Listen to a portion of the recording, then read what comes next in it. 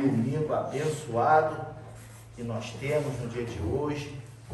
Graças a Deus pelas nossas vidas, por essa grande oportunidade onde temos,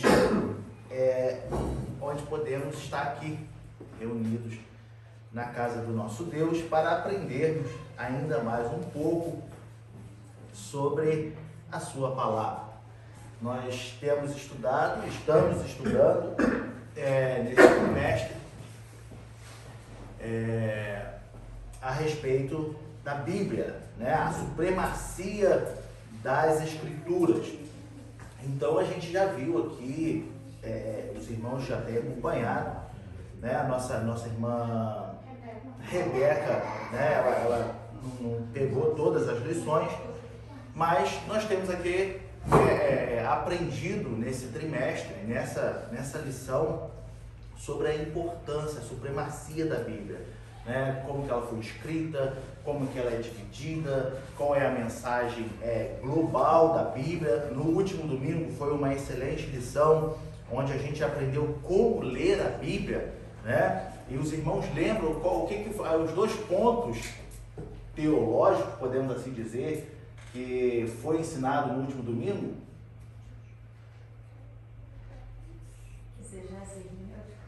Mas tudo vale, né?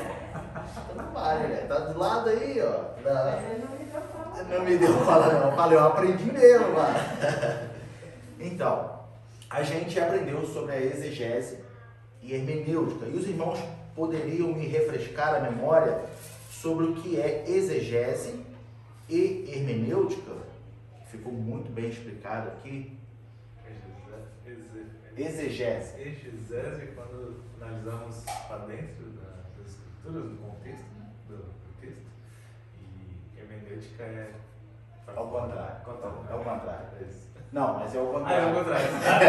Hermenêutica para dentro e exegese para fora. A exegese, você vai analisar todo o contexto histórico, quem escreveu, para quem foi escrito, né? Aquela situação daquele momento em que foi escrito. E a hermenêutica é a Bíblia confirmando a própria Bíblia, né? Então você vai procurar dentro da própria Bíblia, né, confirmações sobre aquele versículo que você está lendo, que você está estudando. Então foi até muito bem ensinado de que você pode procurar informações em outras fontes confiáveis, mas desde que essas fontes confiáveis usem a Bíblia para justificar os seus argumentos, as suas pesquisas. A Bíblia tem que sempre ser o início e o fim da sua pesquisa. Tem que começar com a Bíblia e tem que terminar com a Bíblia. Se nesse momento você começa a preparar um estudo ou estudar algum versículo, alguma palavra dentro da Bíblia, e você sai para arrumar outras fontes de informações e não retorna mais na Bíblia, ou podemos dizer, aquela fonte de informação não usa nem sequer a Bíblia para justificar os seus argumentos, as suas pesquisas, então descarta, porque a nossa fonte tem que ser Bíblia, meio Bíblia e fim Bíblia. Sempre a Bíblia como a nossa fonte. E a lição de hoje, já que nós aprendemos como ler a Bíblia no último domingo, a lição de hoje, ela vai nos dizer que a Bíblia é o nosso guia para a vida, tá? Então, nós vamos ler a leitura bíblica em classe e assim eu começo fazendo a nossa introdução da nossa leitura.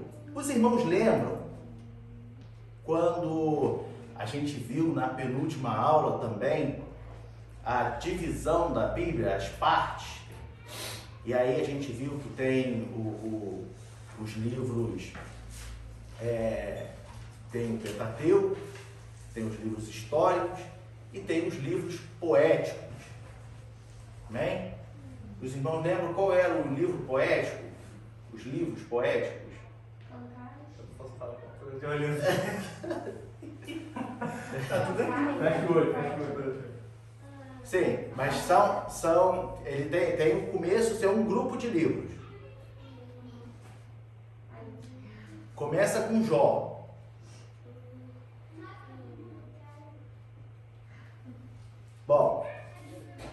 Põe aí pra gente, então, o segundo livro poético.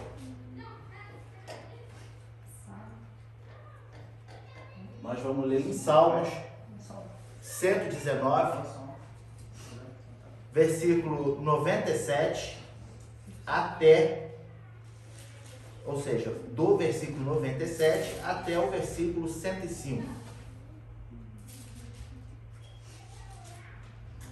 Do 97 ao 105. Salmo de número 119, versículo 97 até o versículo 105. Amém? Eu gostaria de que cada um dos irmãos pudessem ler um versículo até a gente chegar no versículo 105. Pode ser?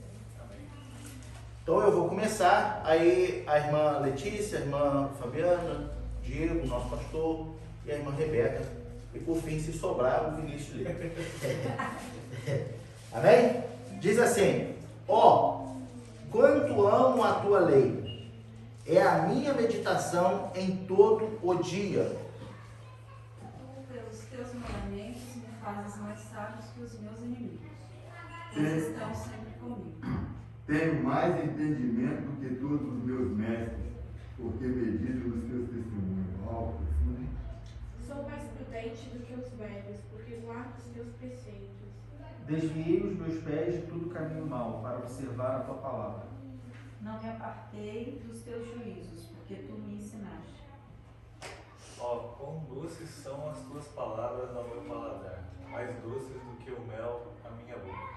Pelos teus mandamentos alcancei entendimento, pelo que aborreço todo falso caminho. Irmã Letícia, lê o último.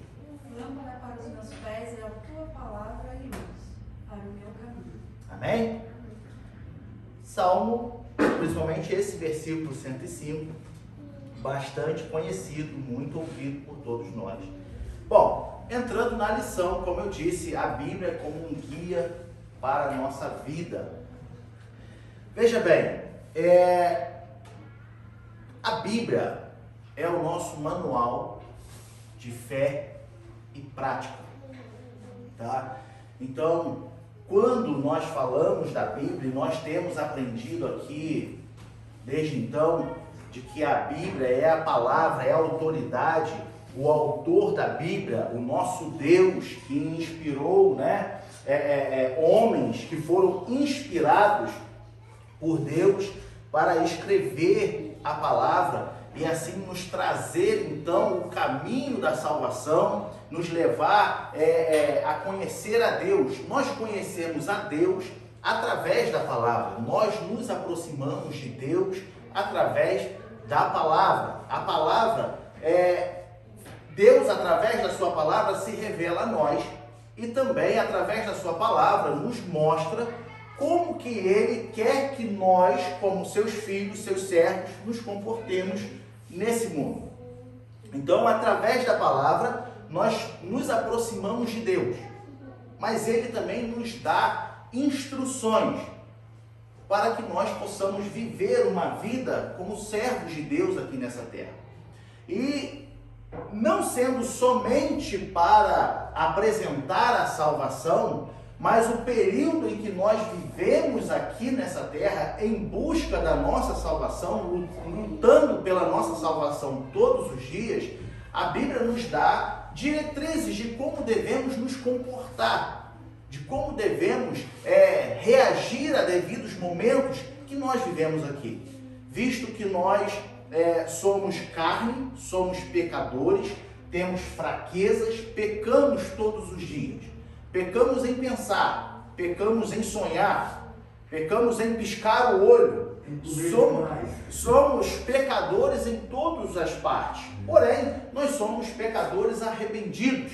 Então, nós procuramos pedir a Deus perdão, ou deveríamos, todos os dias, por sermos o que somos.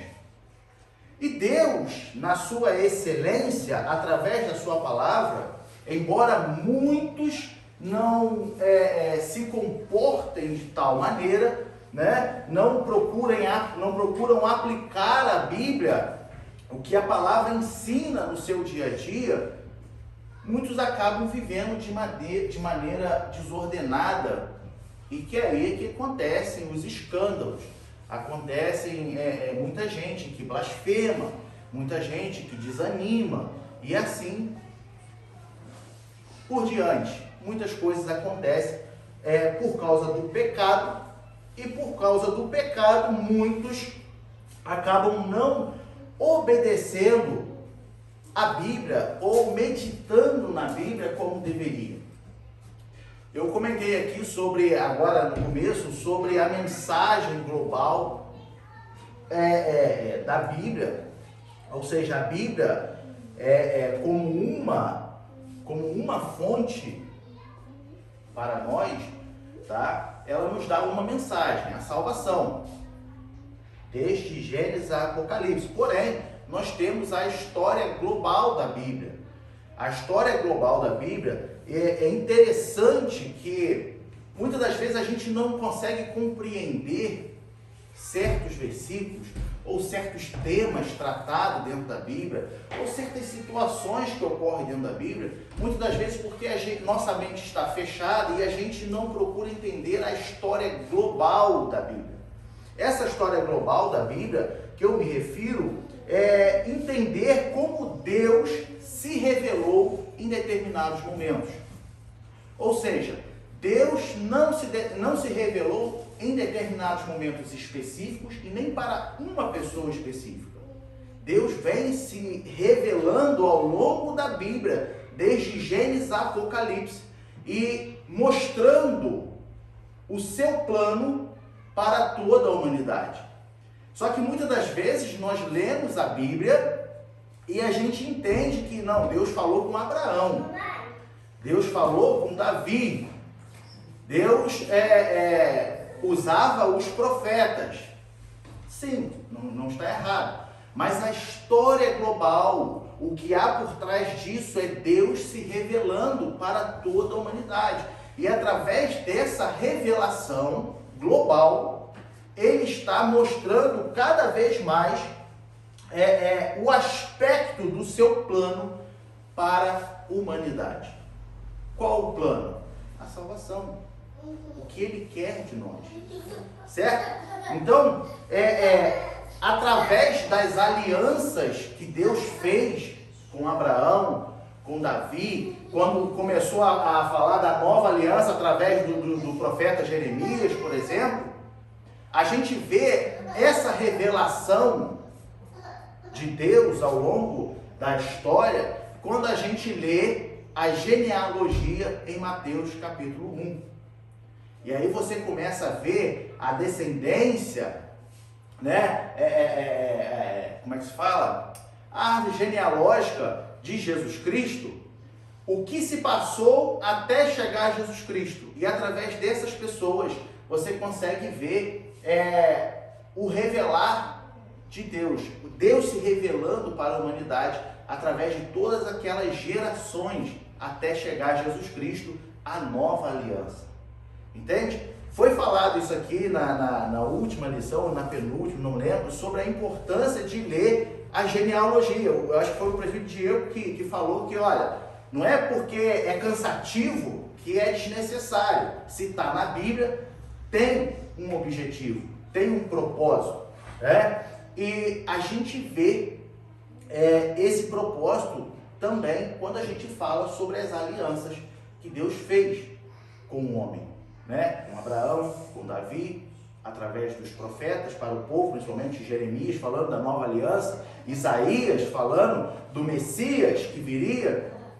E aí quando a gente pega Mateus capítulo 1 e lê toda a genealogia, a gente entende as gerações em que Deus vem tratando tudo isso. Amém? Porém, como eu disse, a Bíblia ela é um guia para a nossa vida. Começando, ela sendo um guia para a nossa vida, ela é um alicerce para a nossa vida, tá? A palavra de Deus, ela é alicerce, ou seja, quem ouve a palavra, quem estuda a palavra e coloca a palavra de Deus em prática, ele se assemelha ao homem que edificou a casa sobre a rocha.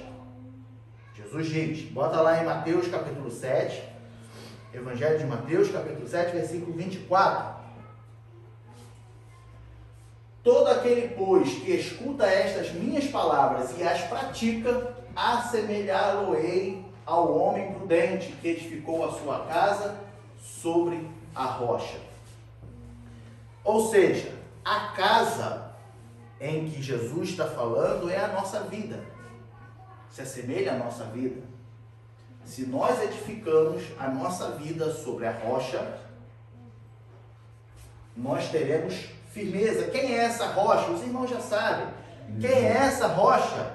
A casa simboliza a vida e a rocha é o próprio Cristo. A gente vê desde lá da peregrinação do povo no deserto, quando Moisés vai lá e fere a rocha, ao invés de só falar para a rocha para dar água, aquilo foi a causa dele não entrar na terra prometida. E depois lá no Novo Testamento o apóstolo Paulo vem confirmar que aquela rocha é Cristo. Bota lá em 1 Coríntios, capítulo 10, versículo 4. 1 Coríntios 10, 4. E beberam todos de uma mesma bebida espiritual, porque bebiam da pedra espiritual que os seguia, e a pedra era Cristo. Aleluia. Ou seja, Cristo é a rocha, e Ele tem as palavras da vida eterna. Se nós edificamos a nossa vida sobre a rocha, e essa rocha, que é Cristo, tem as palavras para a vida eterna, tem o guia, Ele é que nos conduz, Ele é que nos ensina, então, nada nesse mundo, as crises diversas dessa vida, e eu posso até dizer da eternidade, uma vez que estamos firmados na rocha, não nos abalará. Se você firma a sua vida sobre a rocha, e você segue as palavras da vida eterna que essa rocha lhe passa, que essa rocha lhe ensina, nada nessa vida pode te abalar. Veja bem, não confunda não ter tribulação, não ter, como Jesus disse, me fugiu a palavra, quando Jesus está aflição, né? Não confunda, nada vai te abalar, como nunca vai ter aflição nesse mundo. Em nome de Jesus, não confunda. Aliás, ele disse que no mundo teremos aflição. Então, é essa passagem que eu estou dizendo. Então, não vamos confundir, porque aí que entra o ponto que as pessoas acabam murmurando, as pessoas acabam desanimando, porque falar, o irmão Vanô lá na igreja falou que se eu firmar a minha vida na rocha, eu nunca serei abalado, mas eu só passo provação. Mas quem diz que a casa lá em cima da rocha não sofre tempestade, não sofre vento? É o ponto mais alto, é o ponto que mais vai sofrer quedas de vento, quedas de chuva, até tromba d'água vai vir sobre aquela casa, porque ela está lá em cima sobre a rocha. E se é aqui, vai receber mais neve ainda, né? Então, não confunda isso, em nome de Jesus. O fato de você não ser abalado não quer dizer de que nunca haverá tempestade. Sempre haverá tempestade nesse mundo. Sempre haverá aflição nesse mundo. O grande ponto em que a gente deixa claro é que uma vez que estou firmado na rocha, nada pode me abalar. Uma vez que estou centrado nas palavras da vida eterna, que me é ensinado através de Jesus Cristo, nada pode me abalar. Nem nessa vida, nem na vida eterna. Por que na vida eterna? Porque se eu obedeço a palavra, a minha vida eterna está garantida com Cristo. Então, nem a vida eterna pode abalar. Quando eu li abalar, nada pode me abalar na Bíblia, eu gosto muito da comparação na morte física, a gente, quando morre. ou alguma pessoa próxima morre, é muito comum você ver nas notícias, ou você ouvir falar assim, da seguinte forma, o pai de fulano morreu e ele ficou muito abalado, o fulano está muito abalado com a morte de alguém. Mas quando a pessoa é cristã, e a pessoa que morreu também é cristão, você conhece alguém que morreu que é cristão, você sabe que morreu salvo e tal, você não vê essa pessoa abalada, essa pessoa triste, mas não abalada.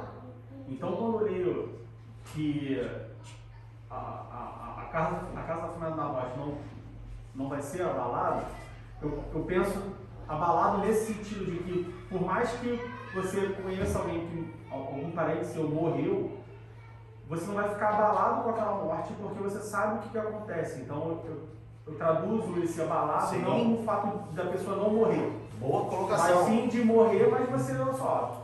Não vai te Não desestabilizar vai ficar emocionalmente, Não né? vai ficar para baixo, não vai ficar Exatamente. triste. Boa Você colocação. sofre, você fica triste e tal, mas você não fica abalado Boa de colocação. você levantar da cama. Na vida é a mesma forma, não é que você abalado no sentido de que você não vai cair, mas você vai para um lado, vai para o outro. Você Desesperado. exatamente, você não se desespera, Pois é. né? Não entra em noia e por aí em outros termos que a psicologia poderia usar, por exemplo, né? Mas boa colocação. Então, estamos firmados na rocha. Por quê? Ou devemos estar firmados na rocha? Porque a palavra de Deus é o alicerce. Hoje a nossa rocha, a nossa palavra é Cristo através da sua palavra. A sua palavra. Então, é uma coisa que particularmente aqui nessa igreja, eu sempre falei com o pastor isso e falei com alguns outros irmãos, de que, principalmente com meus pais, de que eu gosto de ver o compromisso, como é o termo? Eu estou esquecendo o termo, mas a fidelidade com a palavra, a responsabilidade com a palavra. Então a palavra é ensinada, doa a quem doer. Se não está gostando da palavra, dobra o seu joelho e reclama com Deus, porque a palavra é dele. Integridade. Hã? Integridade, obrigado. Né? A integridade com a palavra. Por que eu digo integridade? Porque nós vemos muitas outras denominações que gostam de usar a palavra para massagear o próprio ego. Gostam de tirar versículos de contexto para manter irmãos dentro da igreja, né? Então, fico feliz por participar dessa igreja por conta dessa integridade, porque nós aqui temos um alimento puro. Então, eu aconselho, né, a gente permanecer nesse alimento puro, firmado na rocha, porque eu tenho certeza, por crer na Bíblia, como a gente está ensinando aqui hoje, que uma vez que você está embasado na palavra, firmado, enraizado na palavra, como o presbítero Diego disse, você pode até se entristecer, mas aquilo não vai te abalar. Amém? A palavra de Deus, ela é luz para o nosso caminho. Volta lá no Salmo 119, o versículo 105. A palavra de Deus, ela é lâmpada para os pés e luz para o caminho. No versículo, ele diz: lâmpada para os meus pés é a tua palavra e luz para o meu caminho. Isso quer nos dizer também que a Bíblia contém orientações para cada passo do nosso viver e instruções para todo o curso de nossa vida. A Bíblia contém tudo o que você quiser. Se eu não me engano, acho que foi no último domingo que o presbítero Diego ele fala: se você procurou e não achou, não é porque não existe. Bom, tem duas ocasiões. Primeiro, porque às vezes não é para você saber. Mas a primeira que eu quero deixar claro, que ele até enfatizou, que talvez você esteja procurando errado. Mas a Bíblia tem resposta para todas as situações da nossa vida. Por isso que ela é lâmpada para o nosso pé, os nossos pés e luz para o nosso caminho, né? Porque ela contém. E o apóstolo Pedro, põe lá 2 Pedro, capítulo 1, versículo 19, ele diz assim: e temos muito firme a palavra dos profetas, a qual bem fazeis em estar atentos, como a uma luz que alumia em lugar escuro, até que o dia esclareça e a estrela da alva apareça em vosso coração. A parte que eu quero destacar é essa ali, qual bem fazeis em estar atentos, como a uma luz que alumia em lugar escuro. Ou seja, aonde tem a palavra de Deus, onde tem as escrituras, ela dissipa todas as trevas, toda a escuridão do seu caminho. Se você anda segundo a palavra, se você tem a palavra guardada em seu coração e a pratica, ela vai dissipar todas as trevas, toda a escuridão que há no seu caminho. Ela contém esse poder, ela tem esse poder. E que escuridão é essa? A escuridão espiritual. Sabe, quando, dentro da colocação que o Diego diz, quando você fica ali abalado, tá?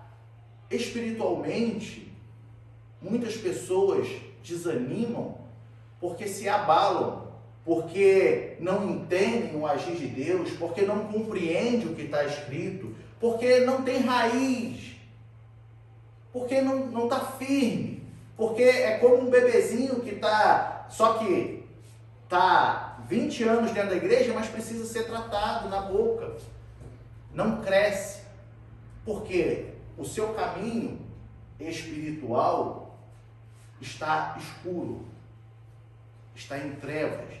Mas por que está em trevas? Se eu venho à igreja, vir à igreja é diferente de andar com Cristo. Um espírita pode vir à igreja.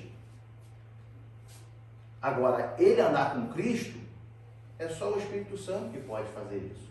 Eu vejo a diferença entre vir à igreja e estar, ser componente, membro da igreja. Quando se fala, eu sou membro, eu sou componente, eu faço parte, eu estou ligado ao corpo de Cristo. Se eu somente venho, eu sou somente um ouvinte, alguém que vem aqui e ouve, está com o pensamento lá fora. Exatamente, exatamente.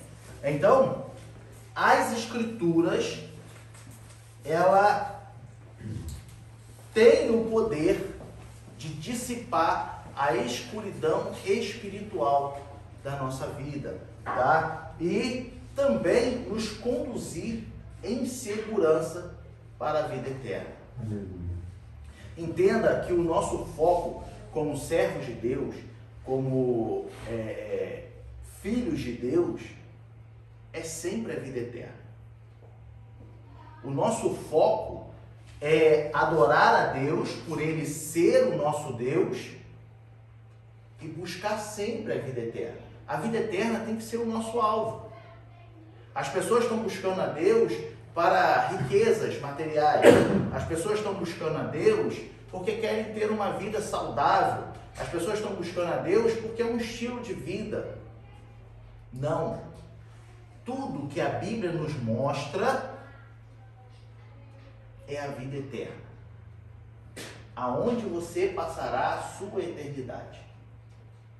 Então as coisas desse mundo, isso já foi muito ensinado aqui, isso já foi muito batido aqui, as coisas desse mundo você alcança através da graça, da misericórdia de Deus, mas através do seu trabalho, da sua dedicação em estudar, em se aperfeiçoar, em correr atrás, em largar de ser preguiçoso, preguiçosa e bater a poeira da roupa e vamos embora, vamos trabalhar.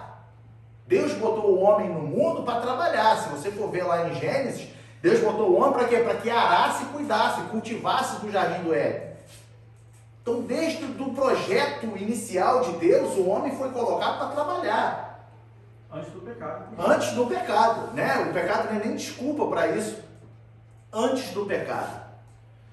Só que como cristão, eu devo buscar a Deus visando a minha salvação. A Bíblia, em certos pontos, ela sempre nos exorta a buscar primeiro o reino dos céus e a sua justiça. E as demais coisas vos serão acrescentadas. A necessidade que você tem para viver nessa terra vos será acrescentada. O comer, o vestir. Ah, mas isso é pouco para mim, eu quero mais. Então vai trabalhar. Mas o que Deus tem para te dar é a sua vida eterna. Hoje, que você tem saúde, você tem dinheiro, você tem uma casa, pode não ser muito valioso isso para você. Mas eu já vi pessoas no hospital que estavam à beira da morte entrarem em desespero, porque o que seria da alma dela depois que morresse? Ai, o pastor tem testemunho também sobre isso. Ai, ora por mim, que eu não quero morrer, porque eu não sei o que vai acontecer comigo. Ué, mas tu não era rico? Tu não tinha casa, não tinha dinheiro? Hoje pode não fazer muito sentido. Hoje você pode pensar, mas vida eterna, Jesus, eu estou escutando isso há tantos anos que Jesus vai voltar, eu escuto isso, eu era criancinha, meu avô me pegava no colo e falava que Jesus ia voltar. Meu avô já faleceu, eu estou com 35 anos, Jesus não voltou ainda. E muitos já falavam com meu avô que Jesus ia voltar e que Jesus não voltou. Então, as pessoas começam a perder um pouco do valor da salvação. Só que eles se esquecem de que se Jesus não vem hoje, eles podem morrer hoje. E para quem já morreu, Jesus já veio, filho. Porque a Bíblia diz que Hebreus 9, 27, que após a morte segue-se o juízo. Então, quando você está firmado na palavra, quando você tem a palavra como seu alicerce, e ela é a luz para o seu caminho e lâmpada, né? É lâmpada para os pés e luz para o seu caminho. Então, esse problema, essa descrença, essa falta de valor sobre a salvação, isso não existe. Porque em seu coração está sempre como uma nascente de água jorrando, que você está almejando a sua salvação, você almeja a sua vida eterna. E quando você almeja a sua vida eterna, a sua salvação, isso te dá força para você lutar todos os dias por ela. Como? Obedecendo a palavra todos os dias. Todos os dias te dá sede de meditar a palavra, porque eu preciso ser melhor, porque eu preciso me converter todos os dias. Porque eu tenho que lutar contra a minha carne todos os dias. Não é uma vez. Não é quando eu aceito a Jesus Cristo aqui na frente e agora eu estou salvo, posso ficar em paz. Sim, você aceitou Jesus, seu nome foi inscrito no livro da vida. Agora vem a luta para manter o seu nome escrito no livro da vida. Aleluia. Porque ele escreve, mas também apaga. Ele pode te salvar, mas também pode te condenar. E nós somos condenados por não obedecermos, por não termos a nossa vida firmada na rocha. A palavra de Deus, ela é imutável. Ou seja, todos os ensinamentos da palavra de Deus são fidedignos, são dignos de fidelidade. Elas não erram e não falham, nunca.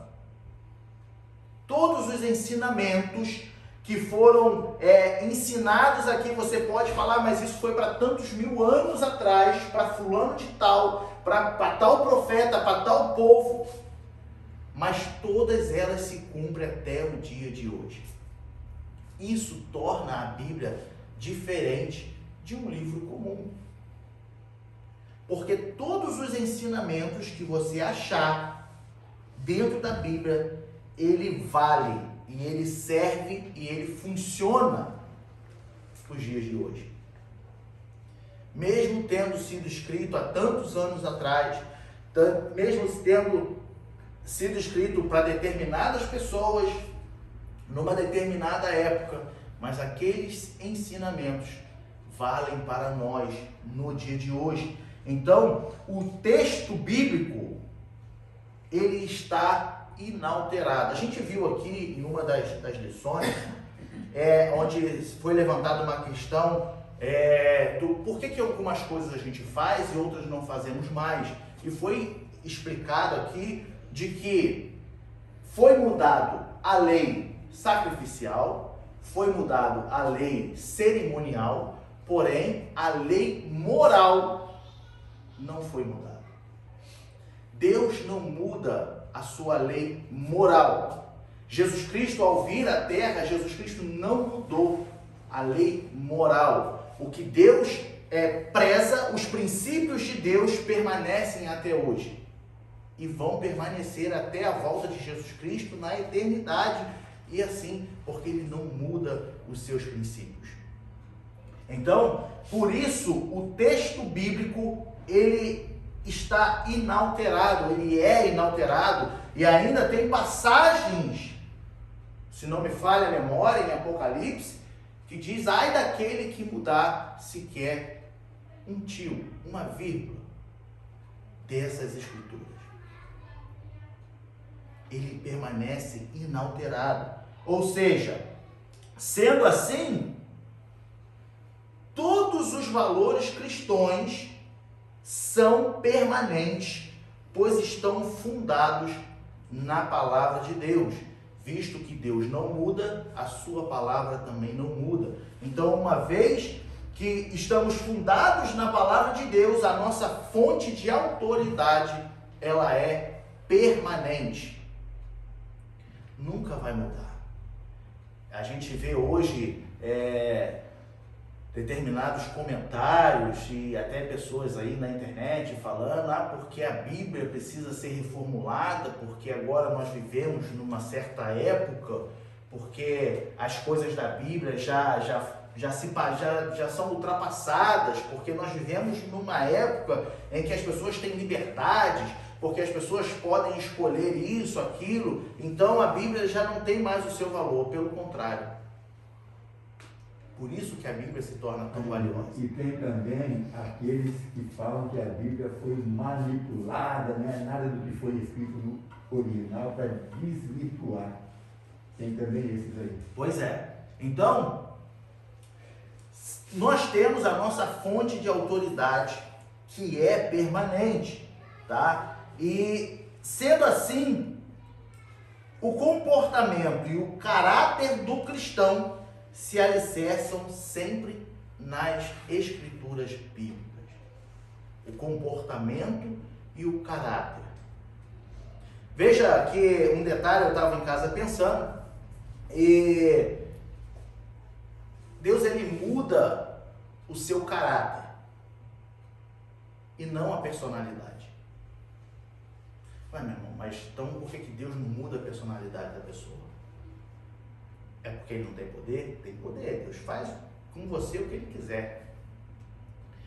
Mas o caráter é o que condena a pessoa. O comportamento da pessoa é o que condena a pessoa. A personalidade é aquela... tem quatro tipos de personalidade, segundo a psicologia, eu não lembro agora exato, mas tipo, tem extrovertido, retrovertido. Fleumático, sanguíneo. Isso, Colérico. né? Obrigado. Tem pessoas cultas, é outra história, né? Então, assim, dentro da personalidade, nós temos esses 4 ou 5 tipos, tá? Porém, a personalidade é aquela. Se você não está entendendo, é aquela. Eu sou uma pessoa extrovertida, eu gosto de brincar, eu sou alegre. E não é porque eu aceitei a Jesus Cristo e me converti que agora eu vou parar de brincar, vou parar de ser brincalhão. Não, porque agora eu sou sério. Isso não muda. Ou, ao contrário, uma pessoa que é muito séria,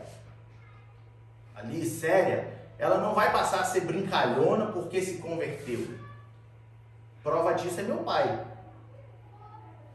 Pedra antes, pedra depois. Eu sempre ouvi que Deus não muda o temperamento, ele muda o caráter da pessoa. O caráter, né? Então, a questão é que dentro da personalidade existem vícios. E aí os vícios são tratados através do fruto do Espírito. Entende? Então, eu tenho comportamentos. Por exemplo, digamos que eu sou uma pessoa muito alterada, eu sou uma pessoa muito nervosa. E o fato de tudo eu brigar, isso é um vício da minha personalidade. Isso será tratado através do fruto do Espírito. Com paciência, perseverança, domínio próprio. Então são vícios da personalidade. Mas Deus em si não muda a sua personalidade. Então não queira justificar que aquela pessoa não se converteu, não. Porque ela continua a mesma coisa. Como você sabe que continua a mesma coisa? A minha sogra chama de síndrome de Gabriela, né? Eu nasci assim, vou morrer assim. O pessoal fala isso. Não tem que ser assim. Então, nós temos que ter essa maturidade. Nós temos que entender isso. Que os vícios da personalidade serão tratados através do fruto do Espírito. Como já foi ensinado aqui outras vezes, que o cristão, sendo um cristão, tem que procurar buscar a Deus e desenvolver o fruto do Espírito em sua vida. Porque senão, como que uma árvore é reconhecida? Através dos frutos. E o fruto do Espírito está aí como ferramenta para nos ajudar a termos domínio próprio, paciência, perseverança, amor e assim como os irmãos já conhecem. Amém? Então, o caráter e o comportamento do cristão, ele está fundado, alicerçado nas doutrinas bíblicas. Se não está, é para estar. Comece a estar. Passe a estar. Fundado nas doutrinas bíblicas. Não abra mão de viver embasado na Bíblia. Ela tem todos os ensinamentos necessários para que possa te guiar todos os dias. E aí a gente entra num ponto, uma vez que a Bíblia é o meu alicerce, uma vez que a palavra de Deus é o meu alicerce, a palavra de Deus também, ela me torna uma pessoa sábia. Ah, meu irmão, mas sabedoria não é um dom? Também. O dom da sabedoria, mas você viver de acordo com a Bíblia, estudando a Bíblia, ela te torna uma pessoa sábia. Eu preciso ser sábio. Então leia a Bíblia, aprenda a Bíblia e viva a Bíblia. Nós vamos falar um pouco sobre a sabedoria, o conceito da sabedoria, tá? O conceito da sabedoria no hebraico e no grego, tá? Nas duas línguas, nos dois idiomas, tá? Ele tem o mesmo sentido, que é habilidade, experiência e qualidade de quem é sábio. É uma qualidade de quem é sábio. Tá? Ou seja, o que é a sabedoria? A sabedoria, ela reúne o seu conhecimento, tá? Da verdade com experiência do cotidiano. Veja bem, uma pessoa cheia de conhecimento é uma pessoa sábia?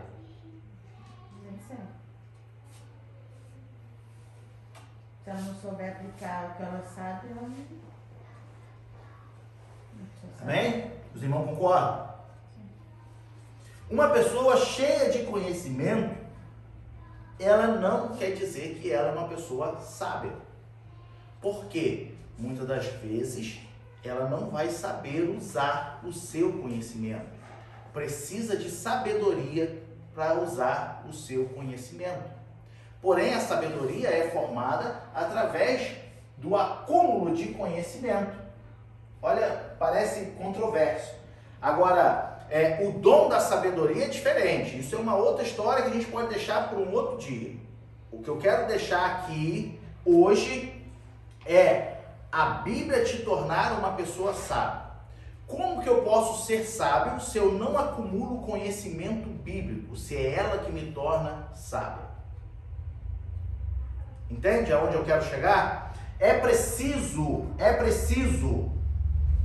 eu absorver todo o conhecimento. Quando eu digo aqui, como eu li aqui, a sabedoria reúne o conhecimento da verdade com a experiência do cotidiano. O que isso significa? Que o conhecimento absorvido pela mente deve ser aplicado em todas as situações da vida. O que eu absorvo, eu devo aplicar. Todo conhecimento eu devo praticar, senão de que me adianta conhecer? De que me adianta ser uma pessoa muito culta? A gente pode abrir um parênteses e entrar para o lado espiritual, de quando a pessoa quer ser cheia do Espírito Santo, busca os dons espirituais. É o mesmo exemplo. Por que você quer tanto dom espiritual? Porque eu quero para ser cheio do Espírito. Tá, para quê? Para ficar dentro da igreja? Para ficar em casa? Para querer aparecer? Né? Qual é a intenção do seu coração em ser cheio do Espírito Santo? Tem que ter uma finalidade. Tem que ter um propósito. Eu não posso só simplesmente buscar a Deus porque eu quero ser cheio. Tá. Veja bem, Deus nos chamou para trabalhar, para propagar o Evangelho, para ir e ensinar todas as nações. Deus não nos chamou para ficar dentro de casa, paradinho. Ou eu só vou sentar lá no culto, lá no banco da igreja lá, e eu vou ser só um membrozinho, para mim está muito bom. Pode bater a poeira desse banco aí. Deus te chamou para trabalhar. Deus te chamou porque você é uma ferramenta. Porque Ele quer te usar para chegar em outras vidas. Para que outras pessoas possam se chegar a Ele. Agora, não existe essa de que eu quero ser só um membro. Amém. Você pode não exercer nenhuma função dentro da igreja, mas isso não te isenta de, como servo de Deus, pregar o Evangelho. Como servo de Deus, dar testemunho. Como servo de Deus, pregar a salvação. Isso não te isenta. O trabalho dentro da igreja não é o mesmo trabalho da grande obra redentora de Cristo. E as pessoas tendem a confundir isso. Entende? Então, você querer vir à igreja, eu não quero compromisso com nada, só quero ir me alimentar. Então, a responsabilidade, no meu ponto de vista, aumenta, porque você não tem compromisso com mais nada, não precisa se preocupar com mais nada dentro da igreja, só em se abastecer da palavra para sair distribuindo. Então, a sua justificativa, ela diminui ainda mais nesse ponto. Se sair distribuindo, ainda está bom. Pior se ele guarda com ele, fica quietinho. É isso que eu estou falando, né? Fala.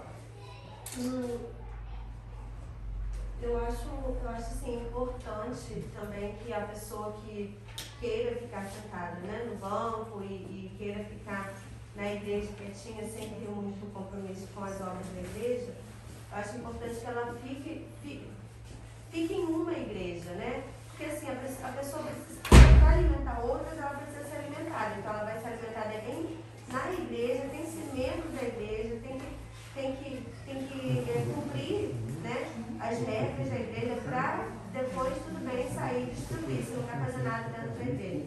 Eu acho isso importante, porque às vezes a gente, tem gente que vai em outra igreja, em outra igreja, se alimenta um monte de coisa e, no final das contas, não tem nada para oferecer, entendeu? Sim, e você está certo. Todos nós precisamos de uma fonte. Provavelmente os irmãos já têm escutado aquele antigo ditado de que, quem muito quer, nada tem. Entende?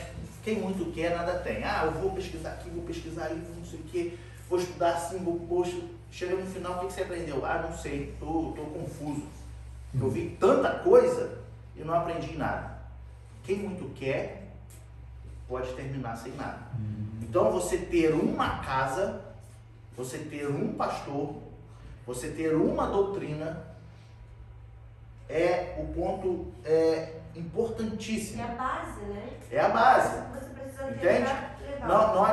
Não adianta você querer ficar saltando de igreja em igreja, porque eu vou aprender um pouquinho ali, que eu vou aprender um pouquinho aqui. Porque no final, o que vai acontecer, você vai estar em dúvida. Porque você aprendeu aqui, aí ele falou um pouquinho diferente daqui. Aí tu vai falar, ué, mas quem está certo? Aí tu vai para um outro lugar que falou diferente dos outros dois. E aí você começa, aí você se desvia. E é importante não só você ter uma base só, mas estar convicto daquela base única que você tem. Qual é a diferença? Isso aconteceu tem menos de um mês. Tinha festa de carnaval em São Daniel. E aí, a festa de carnaval vai ser na terça-feira, e aí a Fabiana mandou uma mensagem, escreveu um bilhete para a professora e falou, olha só, por questões religiosas e tal, o Daniel não participa de festa de carnaval, então eu queria saber se você podia mandar o exercício para casa, e, porque a festa de carnaval ia ser ia ser no final, ia ser no início da aula, no dia. Então eu queria saber se você podia mandar o exercício para casa, o Daniel não vai para a escola, e eu faço com ele a lição em casa. E aí a professora respondeu e falou, olha só, eu não posso liberar o Daniel por causa de uma festa de carnaval, ele tem que vir para a escola.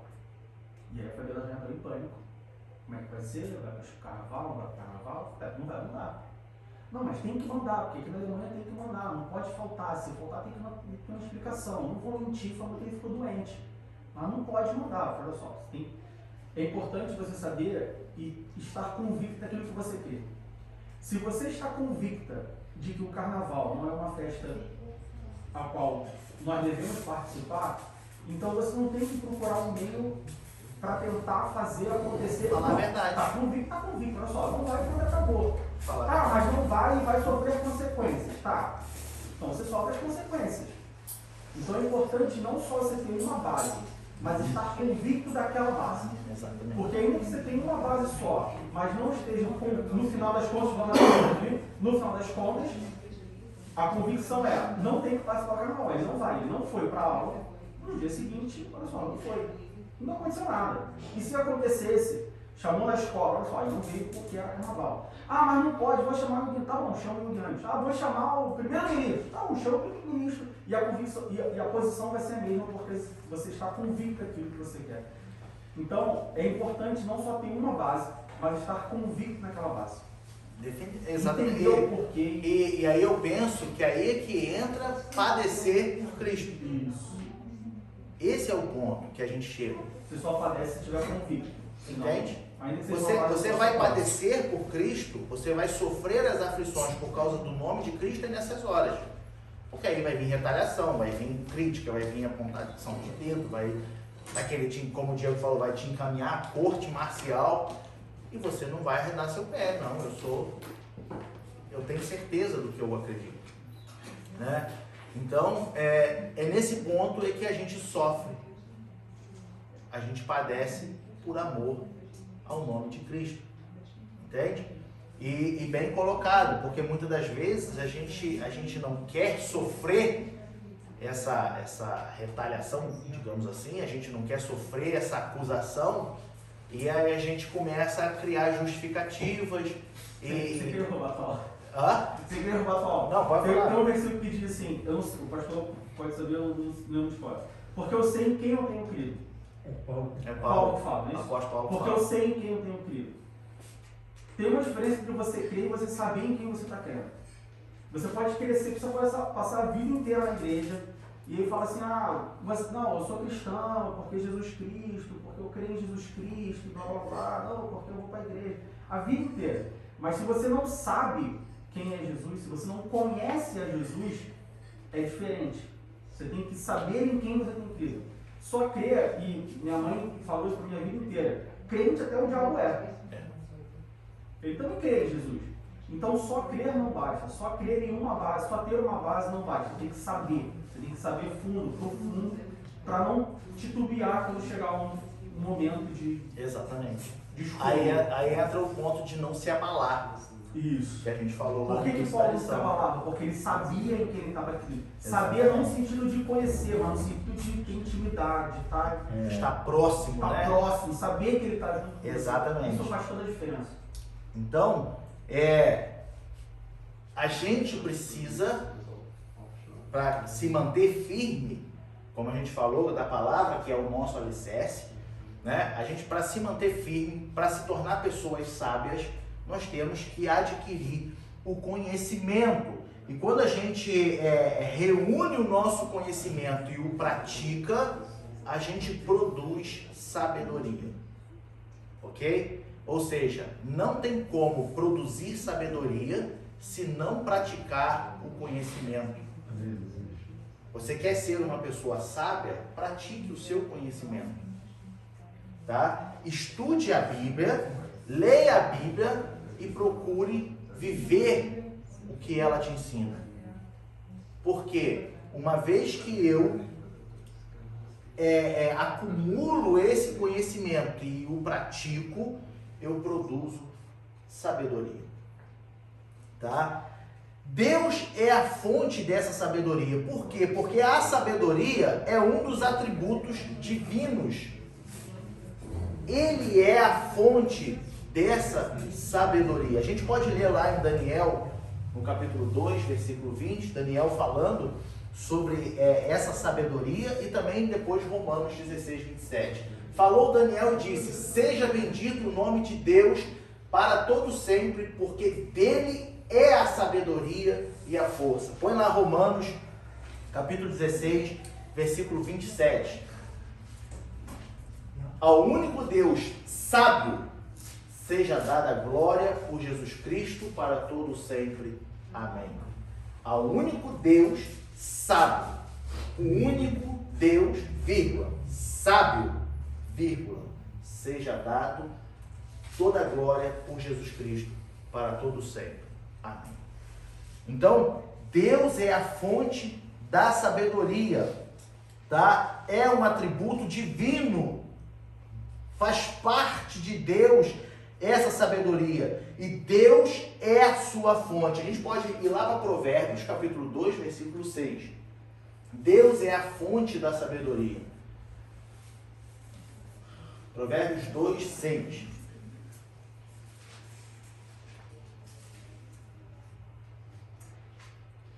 Porque o Senhor dá a sabedoria, e da sua boca vem o conhecimento e o entendimento. Vamos lá para o Novo Testamento, Efésios capítulo 1, versículo 16 e 17.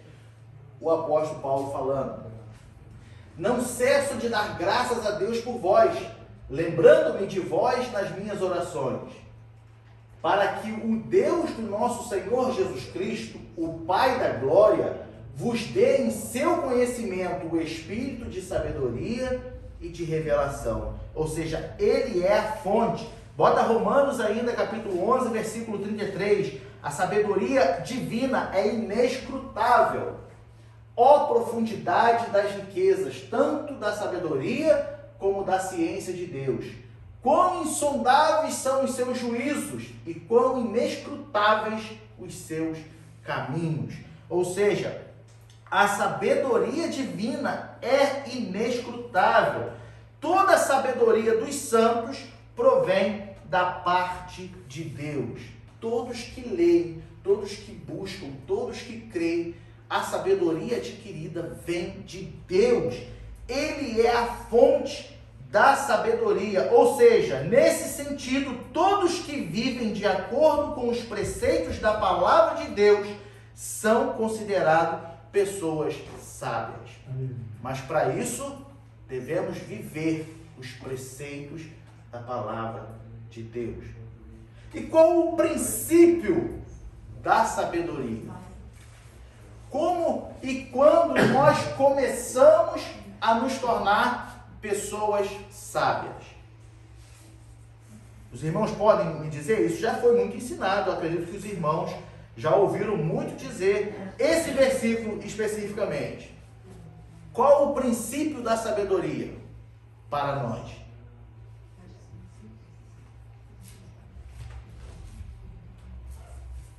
Não? Põe lá, Provérbios, capítulo 1. É o temor de Deus. Põe lá, Provérbios, capítulo 1, versículo 7. O temor do Senhor é o princípio da ciência. Em outras versões, sabedoria. Em outras versões, conhecimento. Os loucos desprezam a sabedoria e a instrução. Ou seja, tem uma versão, inclusive, que diz que o temor do Senhor é o princípio de todo o conhecimento. De todo o conhecimento. Eu acho mais essa versão. Então, quer começar a ser sábio? Tema ao Senhor. Agora vamos entender que temer o Senhor, ou ter o temor do Senhor, não é ter medo de Deus. Temer a Deus não é ter medo de Deus. São coisas diferentes, tá? Ou seja, quando eu temo a Deus, eu expresso a minha reverência e a minha adoração, tá? Uma pessoa que tem medo, nem sempre ela respeita. A gente pode pegar aí uma coisa bem esdrúxula, um bandido, por exemplo. Um bandido, ele não teme a polícia, ele tem medo da polícia. Porque se ele temesse a polícia, ele respeitaria as leis. Mas por ele não temer, ele tem medo. Por quê? Quando a polícia chega, ele sai correndo. Ele foge. Oi? O próprio povo de Israel, em alguns momentos, ele tinha medo, mas ele não temia. Não temia, porque não obedecia. Ô meu irmão, então eu não preciso ter medo de Deus? Não. Você tem que temer a Deus. Ter reverência e respeito, né? Reverenciá-lo, adorá-lo, obedecê-lo. Veja que hoje eu não tenho medo do meu pai, mas eu temo ao meu pai. Quando meu pai me chama a atenção, mesmo ele já na idade que está, eu no tamanho que eu estou, eu abaixo a cabeça assim, pai, desculpa, eu errei. E se ele vier me bater, eu vou deixar ele bater, porque eu temo a ele. Se ele quiser me dar um puxão de orelha, ele vai puxar minha orelha desse tamanho que eu sou. Entende? Deus, diferente de outras coisas, Deus ele não vai te castigar. Veja bem o que eu vou dizer. Deus não vai te castigar porque você não quer obedecê-lo. Mas ele vai te permitir sofrer as consequências da desobediência. Essa é a diferença do nosso Deus. Por isso eu não preciso ter medo dele. Ah, mas o temor às vezes envolve um pouco de medo. Sim, óbvio que se Deus manifestar a sua ira, é lógico que eu vou tremer. Mas eu não preciso, propriamente dito, ter medo. Ah, porque Deus vai me castigar, porque Deus vai me punir. Deus ele vai permitir que você sofra as consequências por sua desobediência.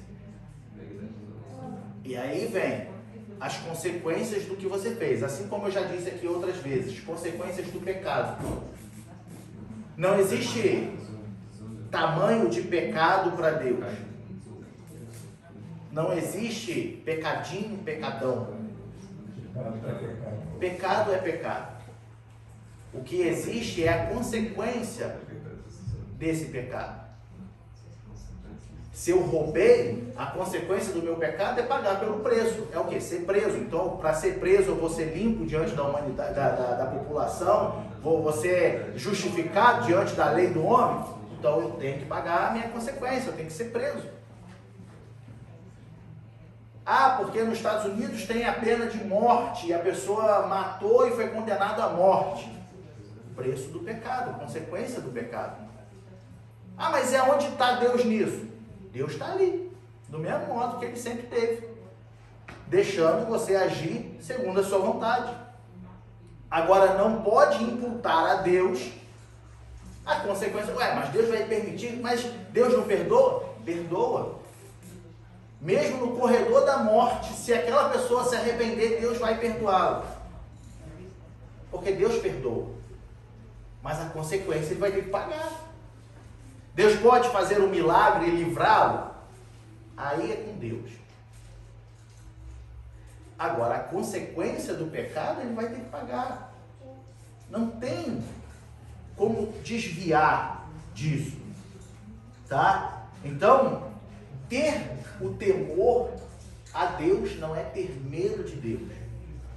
Embora ele tenha todo o poder no céu e na terra, embora ele é o início e o fim, ele é o alfa, o ômega, ele é o Senhor de toda a criação, mas eu tenho que temer e não ter medo. Quando eu temo, eu expresso a minha reverência, eu o adoro, eu o obedeço. Quando eu tenho medo, eu continuo fazendo as coisas erradas e, ai, tomara que Deus não tenha visto. Ai, Deus me perdoa, mas estou toda hora. Isso é ter medo de Deus. Porque quem teme, cometeu um erro, pediu perdão, e o que a Bíblia nos ensina? Nos afastarmos da prática do pecado. Eu tenho que fugir da prática do pecado. Eu tenho que parar de praticar aquele meu erro. Porque eu temo a Deus. E não continuar cometendo meus erros e não, eu só pedi perdão a Deus. Ai, eu não pedi perdão a Deus. Nossa, Deus vai me castigar. São coisas diferentes. São pontos diferentes. Então, você quer começar a se tornar sábio? Comece temendo ao Senhor. Porque o temor do Senhor é o princípio da sabedoria, ou o princípio de todo conhecimento, ou o princípio da ciência, assim como a sua versão te disser, Deus é o princípio. Temer a Deus é o princípio da sabedoria. Quais são os benefícios da sabedoria? Vamos voltar lá na nossa leitura bíblica em classe, no Salmo 119, só que do versículo 98 ao versículo 100. Salmo 119, do 98 ao 100. Que ele diz assim: Tu, pelos teus mandamentos, me fazes mais sábios do que meus inimigos, pois estão sempre comigo. Tenho mais entendimento do que todos os meus mestres, porque medito nos teus testemunhos. Sou mais prudente do que os velhos, porque guardo os teus preceitos. Amém? Vou ler de novo. Tu, pelos teus mandamentos, me fazes mais sábio do que meus inimigos, pois estão sempre comigo. Tenho mais entendimento do que todos os meus mestres, porque medito nos teus testemunhos. Sou mais prudente do que os velhos, porque guardo os teus preceitos. Veja bem, o salmista, ele afirma esse conhecimento porque adquiriu a sabedoria ao aplicar o seu conhecimento ou na sua vida os preceitos do Senhor. Ele medita nos teus mandamentos, nos mandamentos de Deus, e os pratica na sua vida. Então, ele afirma ser mais sábio porque vive os ensinamentos de Deus. O salmista aqui ele está sendo muito nítido, muito transparente em dizer que ele é mais sábio porque medita nos testemunhos, medita na lei, medita nos mandamentos, medita na palavra. Então ele se torna mais sábio do que os demais que estão à sua volta. Ou seja, Salomão, ele assegura, ele afirma de que a pessoa sábia tem muitos benefícios. Nós podemos usar como base aqui, como a gente já leu, o livro de Provérbios. E é interessante a gente entender que Provérbios, assim como toda a Bíblia, né? Mas os ensinamentos de Provérbios, eles são atemporais. Ou seja, não foi para um tempo específico, não foi só para aquela época. Tudo que está escrito, que Salomão escreveu aqui, principalmente dentro do nosso contexto, em relação à sabedoria, a se tornar uma pessoa sábia, isso não valeu somente para aquela época, mas para toda a nossa vida. Enquanto houver a humanidade na Terra, esses conselhos, esses versículos têm o seu valor ou terão o seu valor. Vamos ler aqui, são vários pontozinhos, então, mas é necessário que a gente leia. Como eu disse, Salomão assegura que a pessoa sábia tem muitos benefícios. Provérbios capítulo 9, versículo 12.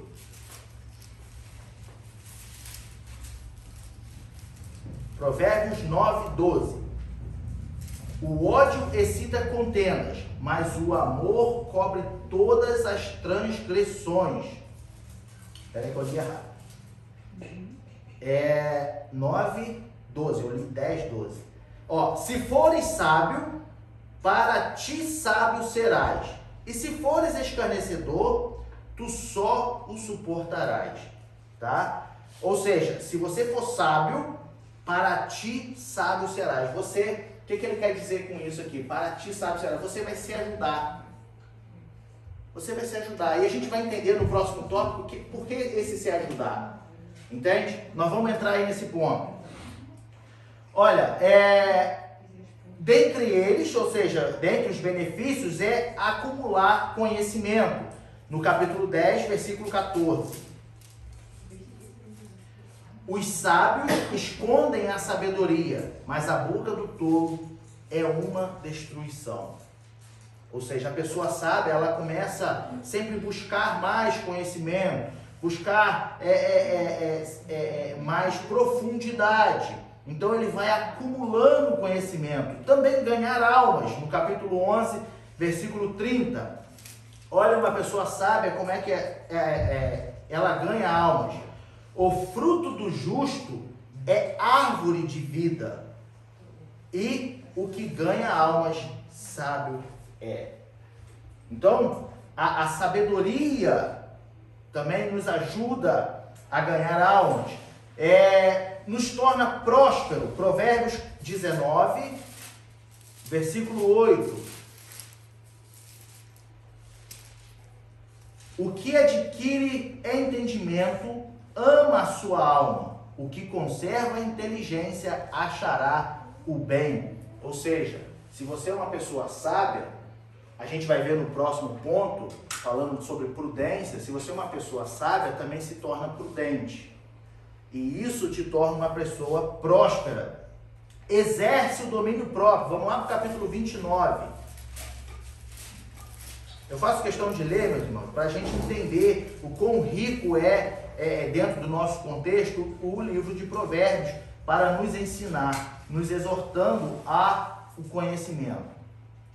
29, 11, que diz assim: um tolo expande toda a sua ira, mas o sábio a encobre e reprime. Ou seja, o domínio próprio. A pessoa sábia, ela consegue se controlar, como a gente leu aqui, o tolo expande toda a sua ira. Ou seja, primeiro é pavio curto. Mas o sábio encobre e reprime. Calma. Vou respirar, vou sair de perto, não vou falar nada e deixa acontecer. A pessoa sabe. Entende? Em vista disso, nós somos advertidos a empregar esforços na busca da sabedoria. Vamos ver lá no Salomão nos instruindo para nos esforçarmos a sabedoria, no capítulo 4, versículo 7. Provérbios, sempre Provérbios. 4, 7. A sabedoria é a coisa principal.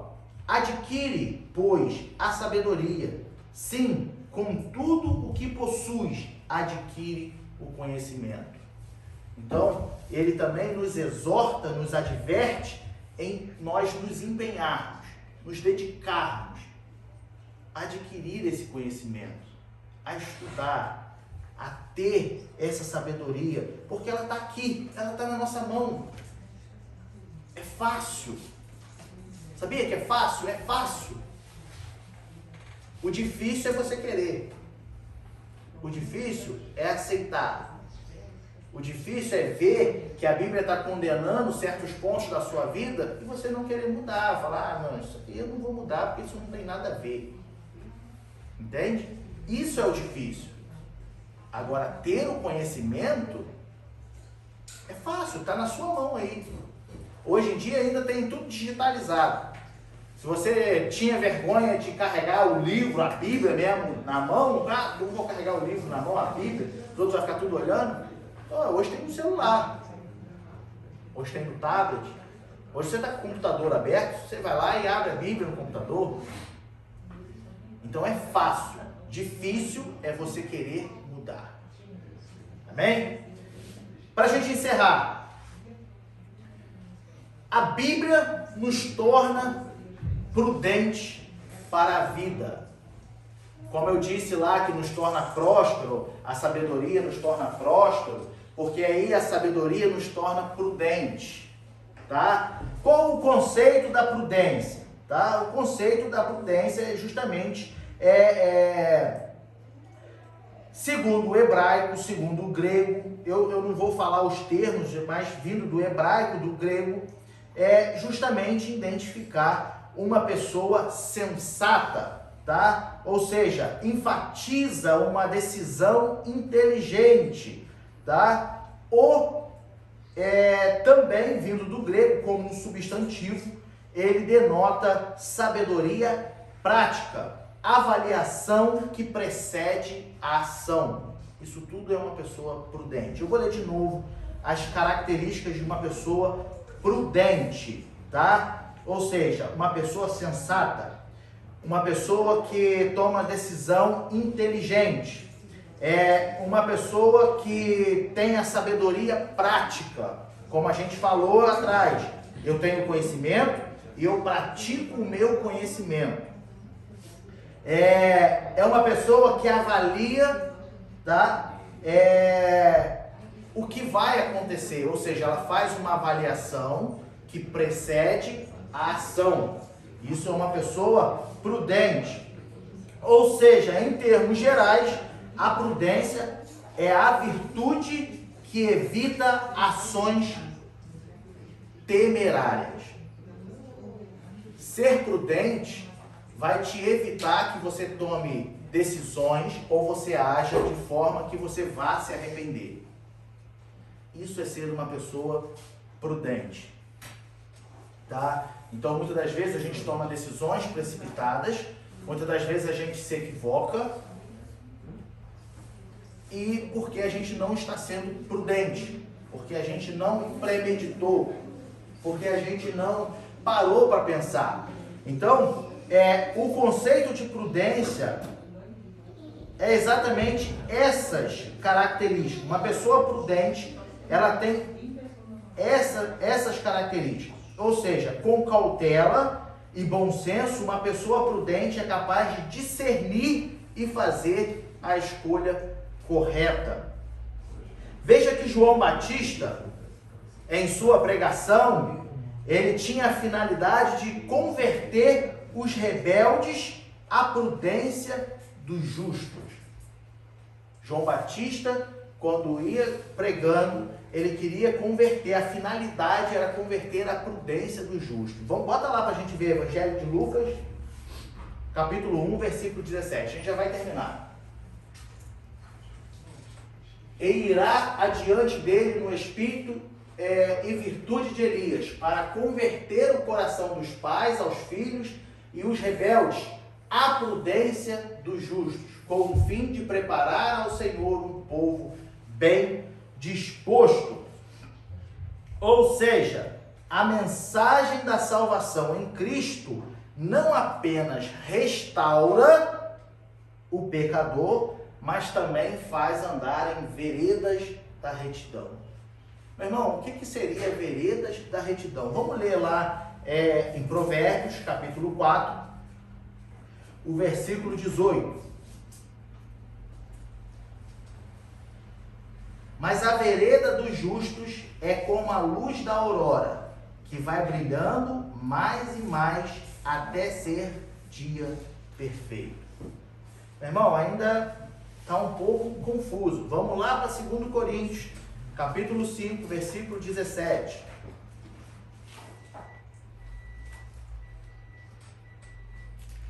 Segundo Coríntios 5,17. Assim que, se alguém está em Cristo, nova criatura é. As coisas velhas já passaram, eis que tudo se fez novo.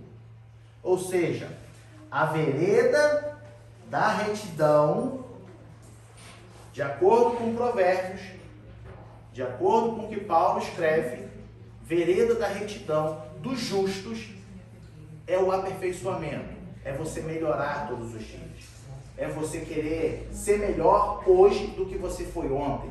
Isso não quer dizer passar por cima de alguém, derrubar alguém que está ao seu caminho, mas você com você mesmo. A vereda do justo. Trazendo para a palavra, procurar meditar mais hoje do que você meditou ontem. Procurar obedecer mais hoje do que você obedeceu ontem.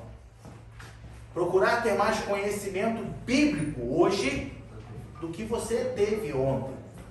É sempre um aprofundamento. Há veredas, andar por veredas de retidão. Eu quero me redimir, eu quero estar sempre com meu coração puro, aberto diante do meu Deus.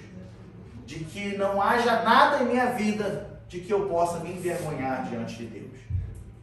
Veredas da retidão. O apóstolo Paulo, ele ainda declara que a graça de Deus nos traz sabedoria e prudência. Põe lá, Efésios capítulo 1, versículo 8.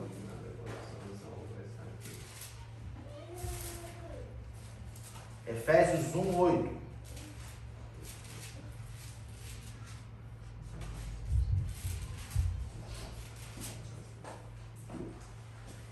Que ele tornou abundante para conosco em toda a sabedoria e prudência, ou seja, a graça de Deus, tá? Nos traz sabedoria e prudência. A sabedoria para compreender a verdade e a prudência para agir corretamente segundo a vontade de Deus. A gente pode ler no versículo 9, descobrindo-nos o mistério da sua vontade, segundo o beneplácito que propusera em si mesmo. Ou seja, ele nos concede a sabedoria e a prudência e descobrindo-nos o mistério da sua vontade. Através da sabedoria e da prudência, nós vamos descobrindo a vontade de Deus. Nós vamos vendo a vontade de Deus. Essas dádivas são aperfeiçoadas pela oração, leitura das Escrituras e comunhão com o Espírito Santo. Meu irmão, o Diego aqui no último domingo, ele até enfatizou, foi no último domingo? Acho que foi. Sobre, eu não consigo exercer a exegese, não consigo a hermenêutica. E aí ele deixou muito claro aqui no último domingo. Nada supera dobrar o seu joelho e pedir a Deus, que através do Espírito Santo irá te revelar. Não foi isso? Buscar a Deus te traz todo esse conhecimento. Meu irmão, eu tenho muita dúvida para ler, eu tenho muita dúvida para entender, eu não consigo compreender. Então vamos lá, olha, os segredos para aperfeiçoar oração, leitura da palavra e comunhão com o Espírito Santo. Meu irmão, onde está escrito isso na Bíblia? O apóstolo Paulo escreve em 1 Tessalonicenses, no capítulo 5, versículo 17, orai sem cessar. Depois ele vem dizer a Timóteo, 2 Timóteo, capítulo 3, versículo 14, Tu, porém, permanece naquilo que aprendeste e de que foste inteirado, sabendo de quem o tens aprendido. Ou seja, meditação, leitura das Escrituras e comunhão com o Espírito Santo. O apóstolo Paulo nos fala em Efésios, capítulo 5, versículo 18. E não vos embriagueis com vinho em que há contenda, mas enchei-vos do Espírito. Ou seja, eu procuro ser sábio, eu procuro prudência, eu preciso ler, eu preciso orar, eu preciso ter comunhão com o Espírito Santo. Se eu tentar fazer de tudo e não orar, e não ler, e não ter comunhão com o Espírito Santo, eu serei só mais uma pessoa com conhecimento. Mas não necessariamente a pessoa sábia, da sabedoria que vem de Deus, e prudente, onde eu uso a palavra como lâmpada para os meus pés e luz para o meu caminho. Amém? Quais os benefícios da prudência? Como eu disse, Provérbios, vamos voltar lá para Provérbios, nós vamos ficar dentro dele agora para a gente encerrar. Provérbios, vamos começar lá no capítulo 1. Como eu disse, Salomão, quando escreve o livro de Provérbios, ele escreve o livro de Provérbios visando a sabedoria para a vida correta diante de Deus. Tá? Então,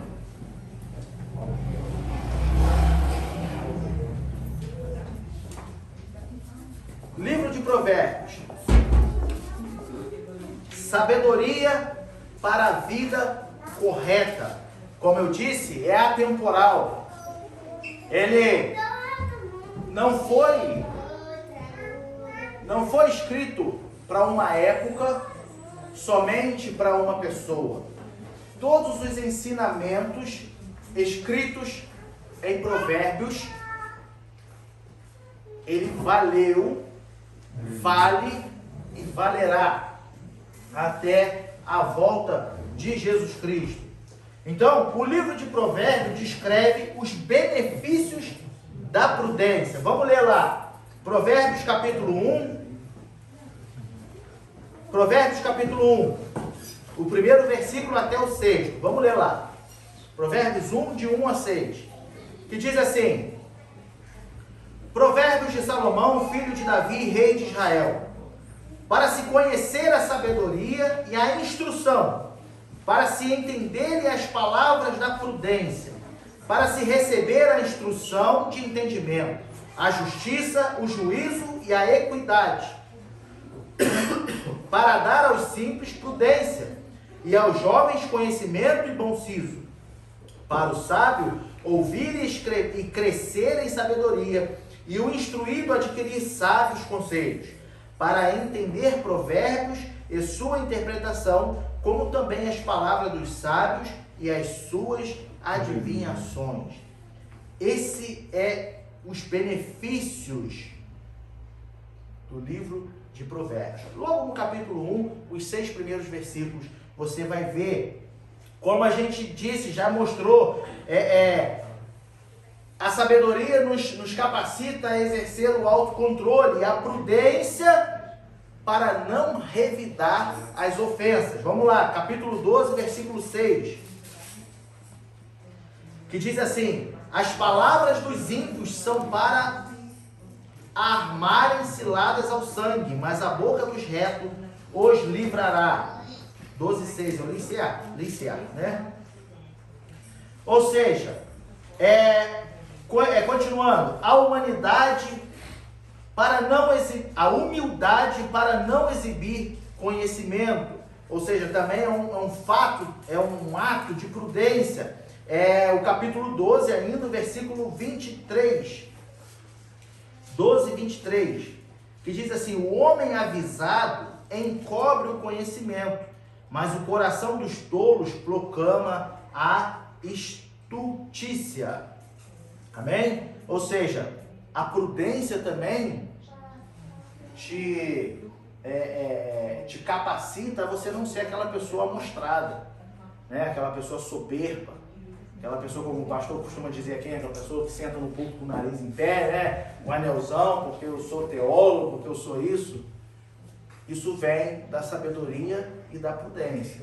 Uma pessoa sábia, ela não precisa querer aparecer e querer mostrar que ela é sábia. E para isso, ela precisa ter ou ser prudente. Tá? Então, o livro de Provérbios está aí para nos ensinar. Continuando. Também a prudência para tomar decisões corretas, no capítulo 13, versículo 16. 13 e 16. Todo prudente age com conhecimento, mas o tolo espraia a sua loucura. Então, a prudência, ela também nos ensina, nos faz tomar decisões corretas. Pensar antes de agir para não ser influenciado. Quer falar? Pensar antes de agir para não ser influenciado. Isso é uma característica da prudência. Muitas pessoas, eu peço um conselho aqui ao Diego, aí o prefeito Diego, ele fala, eu penso assim, então tá, vou fazer de acordo com o que ele falou. Não. Eu ouço e eu penso, para eu não ser influenciado dentro daquela minha tomada de decisão, por exemplo. Entende? Porque às vezes eu posso ter conselhos, dependendo da situação, você precisa tomar uma decisão, mas aí você vai pedir um conselho a uma pessoa que é contra aquela sua decisão, e depois você pede um conselho a uma pessoa que é a favor da sua decisão. E aí, se você vai e age de acordo com o primeiro conselho ou com o segundo, você não está tendo prudência nenhuma. Então, eu ouço, eu volto para minha casa e eu medito no que um me falou, no que o outro me falou, e ali eu tomo a minha decisão. Característica da prudência, tá?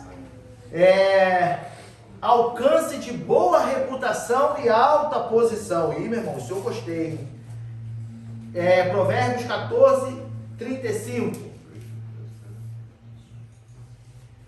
O rei tem seu contentamento no servo prudente, mas sobre o que procede indignamente cairá o seu furor. Ih, meu irmão, então eu já não gostei. Porque eu achei que a Bíblia ia me dar um manual aqui para eu ser grande, para eu ser reconhecido, como ele diz aqui,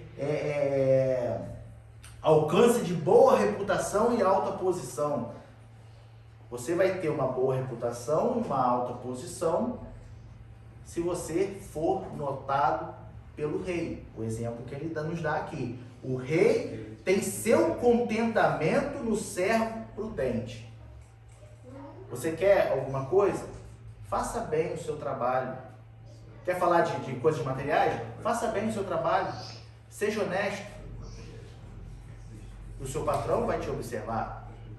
Trazendo para a Bíblia, trazendo para a igreja, para nós agora, é o que importa. Ai, Deus não me abençoa, Deus parece que me esqueceu. Tá, mas o que você está fazendo para que o rei te contemple? O que você está fazendo para chamar a atenção do rei? Mas porque tu me falou que era só para alcançar uma boa reputação, uma alta posição. Sim, você vai alcançar diante de Deus. Você vai estreitar a sua intimidade com Deus, se você estudar a palavra, se você praticar a palavra, viver a palavra. Como eu disse no ponto anterior, oração, leitura e comunhão com o Espírito Santo. E aí você vai alcançar a tão sonhada posição e reputação que você tanto almeja no seu coração. Isso segundo a vontade de Deus. qual é a vontade, aí não me cabe te dizer. Agora, a sujeição ao aprendizado e à correção. O prudente, ele está sempre pronto para ser corrigido e também aprender ainda mais. Capítulo 15, versículo 5. O tolo despreza a correção do seu pai, mas o que observa a repreensão, prudentemente se haverá. Vamos agilizar aqui por causa da hora, que já passou bastante ali. A prudência também, ela te faz desviar dos perigos por meio de soluções antecipadas. Lá no capítulo 22, versículo 3 de Provérbios, ele vai fazer. No Novo Testamento, Cristo também enfatiza a pessoa prudente, como a gente leu lá no começo. A pessoa que é prudente, pratica a palavra, ela edifica a sua casa sobre a rocha. Lá em Mateus, no capítulo 7, versículo 24, tá? Então, procede com retidão e cumpre os deveres com fidelidade. Por fim, cuida com esmero da sua vida espiritual e mantém acesa a chama do Espírito Santo, como as 10 virgens, 5 loucas, 5 prudentes. Nós devemos ser como as prudentes, manter a chama acesa. Como? Tendo reserva, estando cheio. Nós precisamos buscar, nos encher e praticar. Amém? Então, assim eu termino. Peço perdão aos irmãos por terem passado muito da hora, mas assim eu termino a lição de hoje. A Bíblia para a nossa vida, ela é o nosso alicerce, ela nos traz sabedoria e ela nos torna pessoas prudentes, nos traz prudência, ou seja, nós só conseguimos ser sábios se praticarmos o nosso conhecimento.